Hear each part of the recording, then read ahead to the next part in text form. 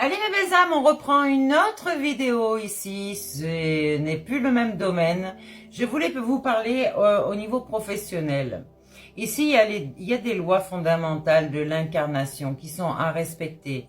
Le manque, en fait, va vous dévier. Beaucoup de personnes manquent de l'argent. Alors, plus vous manquez, plus vous avez l'impression que vous manquez de l'argent et plus le manque sera là. Donc, libérez-vous. Faites de petites économies. Hein. On vous parle de la confiance qui est celle de l'alignement. Déjà, c'est vous, la foi en vous. Et il y a des gens qui restent dans des entreprises ils ne sont pas bien là-dedans. Ils y vont en reculant, mais ils se disent, ouais, j'ai une famille à nourrir, j'ai ci, j'ai là, il faut que j'y aille. Alors, il faut, oui, mais souvent, non. Tu t'obliges à faire des choses que tu ne veux pas. Donc forcément, qu'est-ce que tu prends sur toi? Tu prends des retours. Tu prends ce karma en fait. Peut-être que dans ta vie passée ou peut-être dans tes parents ont fait ça toute leur vie. Ils sont restés dans des entreprises ou peut-être au bureau et ils n'avaient aucune ambition. Ben non. La créativité, c'est vraiment toi, d'accord? Ton âme t'a créé à ton image, à son image. À toi de créer quelque chose à ton image, ok? Donc, si tu as peur de manquer vraiment, tu peux faire un mi-temps, quelque chose qui va t'aider à mettre en place quelque chose, ou maintenant tu as des aides, bien sûr. Mais il va falloir comprendre que il faut que toi, tu crées ton propre bébé. Ben oui, c'est un bébé, ton projet de cœur, c'est un bébé. Je vais vous lire quelque chose ici. On peut parler d'un 6 de denier. La carte du 6 de denier, on vous parle de la beauté de l'équilibre financier. Pourquoi vous êtes déséquilibré à quelque part dans votre matière à cause du manque? Alors, à cause du manque et de la non-confiance en vous-même. Ici, on vous parle... Alors, nous sommes dans un monde d'abondance illimitée. Certes, cependant, il s'agit de saisir que pour y accéder, nous devons obligatoirement prendre en compte la nécessité d'un équilibre entre les entrées et les sorties, sous peine de chuter. C'est une règle mécanique. Oublier l'importance de l'équilibre reviendrait à vous élancer pour un saut en longueur en omettant ensuite de vous réceptionner sur votre seconde jambe. La chute serait alors inévitable. L'équilibre fait partie de l'ordre naturel des choses. Il est le garant de l'harmonie, de la fluidité, de l'élégance, de la justesse et de la paix que nous souhaitons faire régner en ce monde. C'est pas vrai? Ok. Même une entreprise d'échelle mondiale doit équilibrer ses finances. Plus vous cultivez cet équilibre, plus vous serez en mesure d'aller loin. L'étude de certaines voies du développement personnel qui s'appuient notamment sur la loi de l'attraction pourrait faire croire à l'entrepreneur qu'il n'a pas à se préoccuper de cet équilibre. Par exemple, en gérant convenablement ses dépenses, puisque l'argent est illimité. Mais ça, si tu ne le crois pas, c'est ton problème, à quelque part. C'est une mauvaise interprétation de ces concepts. La réalité, c'est que nous devons cheminer vers cette abondance illimitée en avançant en équilibre sur nos deux jambes.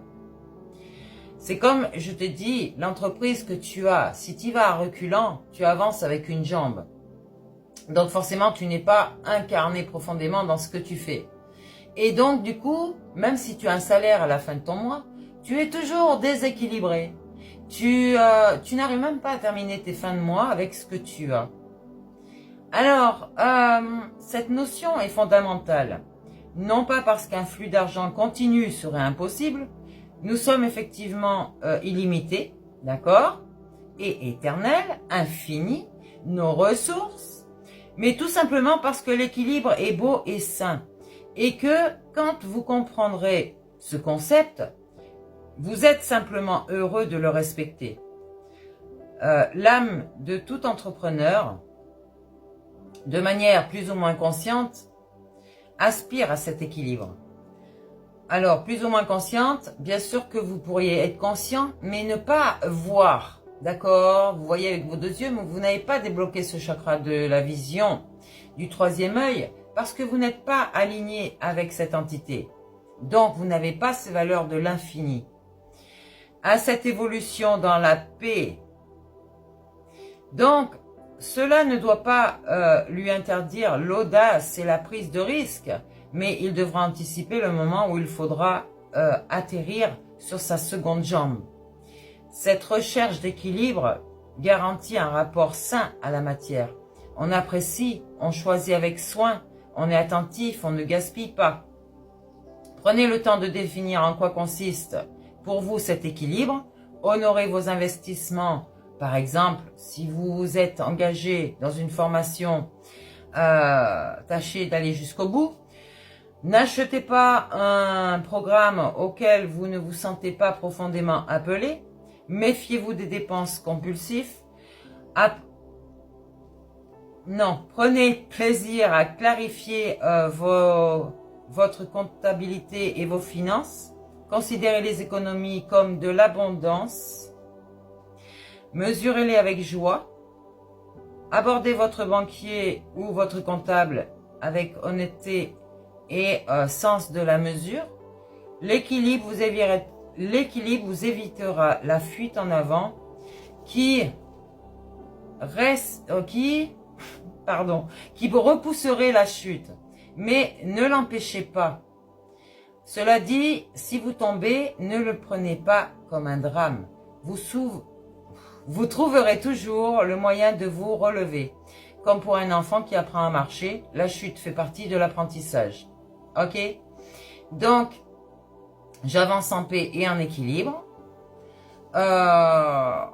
Vous pouvez penser que vous avez une attitude posée et réfléchie vis-à-vis de vous, de vos investissements, que vos investissements ne doivent pas pour autant vous bloquer.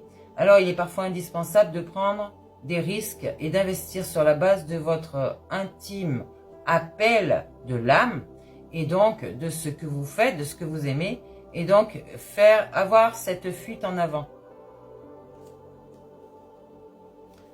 Alors, dans l'absolu, enfin la fuite en avant, c'est bien à visualiser. Pourquoi vous avez envie de fuir? Il y a dans l'absolu, sachez que la chute peut être une excellente chose pour nous, d'accord? Donc, peut-être que vous êtes un protagoniste, un banquier, un comptable, ou peut-être que vous avez un conseiller financier, une personne qui vous aidera à dresser ce bilan prévisionnel. Alors, créez à votre image ce que votre entité, votre âme veut que vous le fassiez, d'accord?